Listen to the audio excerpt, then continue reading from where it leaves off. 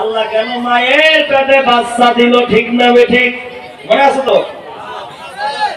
আল্লাহ কেন বা মায়ের পেটে বাচ্চা দিল, আব্বার পেটে গেল বাচ্চা দিল না? এক নম্বর, এই জন্য আল্লাহ মায়ের পেটে বাচ্চা দিল, বাবার পেটে বাচ্চা দিল না। কারণ মায়ের চেয়ে বাবার মেজাজটা সর্ব অবস্থায় থাকে গরম, আর মার মাথাটা সর্ব অবস্থায় থাকে নরম শীতল। কথা কম, ঠিক না বেঠিক? এক নম্বর কথা হলো, আল্লাহ যে মায়ের পেটে বাচ্চা দিয়েছে, আল্লাহ রাব্বুল আলামিন বলে, আমি পুরুষ জাতিকে এমন করেছি, ধর্ম করেছি, তার পেটে যদি বাচ্চা দেয়া যায়, বাচ্চা বেরানোর কোন রাস্তা নাই। আছে? বাচ্চা বেরানোর কোন রাস্তা নাই। এই জন্যই আমি আল্লাহ পুরুষের পেটের মধ্যে বাচ্চা দেই নাই, কারণ ওদের পেট থেকে তো বেরানোর কোনো রাস্তা নাই। তোমরা দেখবে যে জমিনের রাস্তার সাথে কানেকশন, ওই জমিনের দাম সর্ব অবস্থায় বেশি। কথা কম, ঠিক না বেঠিক? যদি না থাকে রাস্তা কেনার জন্য কাইও আগায় না, দাম বলে দেয় একেবারে সস্তা।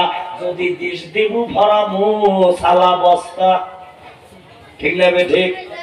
এক নম্বর কারণ হলো, মার পেট থেকে বাচ্চা বেরানোর রাস্তা আছে, কিন্তু পুরুষের পেট থেকে বেরানোর কোনো ব্যবস্থা রাস্তা নাই।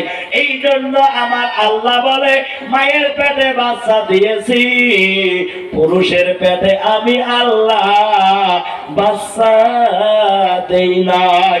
দুই নম্বর কারণ হলো, মায়ের বুকের মধ্যে শিশু বাচ্চার খাবারের ব্যবস্থা করেছে, এমন ব্যবস্থা করে রেখেছি, না গরম না শীতল, না গরম না ঠান্ডা। একবারে যদি একটা ফোঁটা হয়, বাচ্চার গলায় আটকে যাবে। তার জন্য আমি আল্লাহ মায়ের স্তনে 32টা ছিদ্র করে দিয়েছি, বাচ্চা চুষে চুষে খাবে, যেমন প্রয়োজন তেমনে পাবে। জোরে বলা যাবে কি সুবহানাল্লাহ? আমি আল্লাহ পুরুষের বুকে বাচ্চার করি দেই নাই খাবারের ব্যবস্থা, তাই পুরুষের পেটে আমি আল্লাহ দেই নাই বাচ্চা ধারণের ক্ষমতা। কথা কম, ঠিক না বেঠিক? এবার 3 নম্বর কারণটা হলো রে বাবা, আল্লাহ বলে 3 নম্বর কারণ, মায়ের পেটে যে বাচ্চা দিয়েছি, বাবার পেটে কেন দেই নাই? মার যতটুকু ধৈর্য আছে রে, বাবার যতটুকু ধৈর্য নাই। পিতা আনন্দে মাতিয়া সাগরে ভাসাইয়া ওই যে চইলা যায়, খবর নাই না।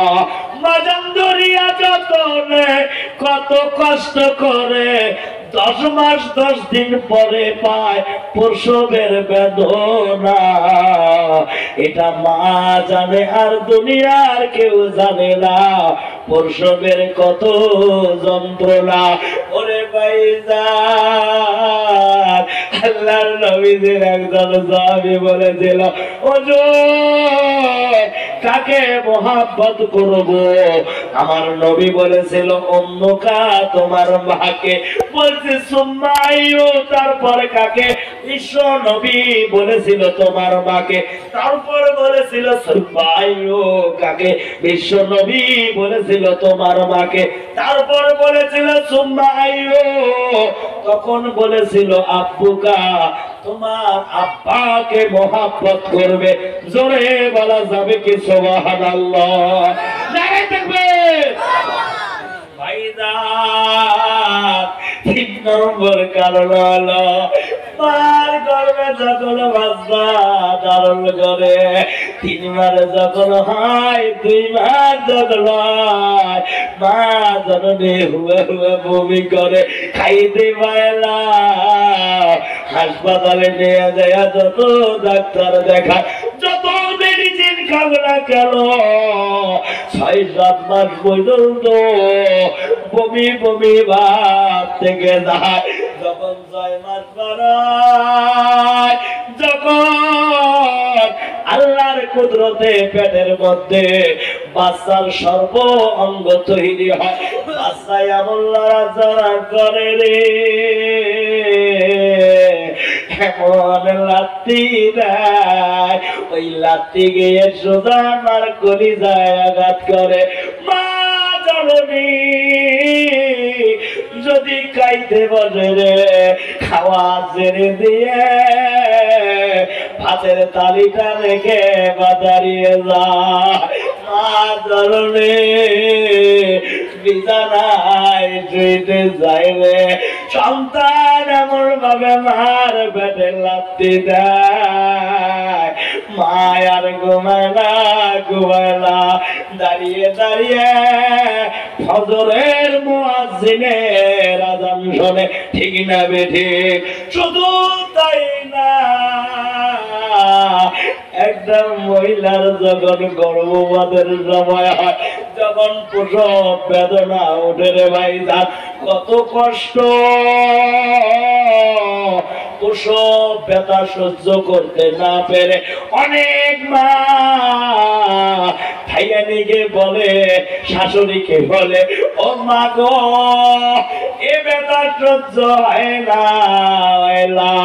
আমাকে একটু বিষ দাও বিষ খেয়ে মারা যাব কিন্তু প্রসবের ব্যথা সহ্য হয় না ওরে ভাইজান শুধু তাই না মা জননীর বাড়িতে প্রসব হলো না মাকে নিয়ে চলো বরপিটা হাসপাতালে ডাক্তার থেকে বললো নরমালে ডেলিভারি হবে না সিজার করে ডেলিভারি করতে হবে ভাইজান সেই দিন আব্বা টাকার টেনশন করে কোথায় পাবো টাকা সিজার করলে তো অনেক টাকা লাগবে কিন্তু জননী মা টাকার কথা কেন নিজের জীবনের ভরসা না রেখে ডাক্তারকে বলে ডাক্তার বাবু দেরি করলা তাড়াতাড়ি সিজারের কোয়ার্টারে নিয়ে যাও আমাকে সিজার করো যাই করো আমার 10 মাসের কষ্টের ফসল ওদরের সন্তান যেন জীবিত দুনিয়ার আলো দেখতে পায় কথা বলেন ঠিক না বেঠিক ওরে ভাইজান যখন সিজার করে মার গর্ভগারাজ করলো মারে উঠ নাই রে মা অজ্ঞান অবস্থায় সিজারের পেটে পড়ে আছে কিন্তু তোমার আমার টোয়া টোয়া আওয়াজটা যখন মা জননীর কানে গেছে রে মা উঠতে পারে না বুঝতেই পারে না তথাপি ডাক্তারকে বলে ডাক্তার বাবু আমার বুকের তনকে আমার কোলে দাও তাকে আমি কোলে নেব তার কপালে একটা চুমো দেব মা সন্তানকে কোলে লইয়া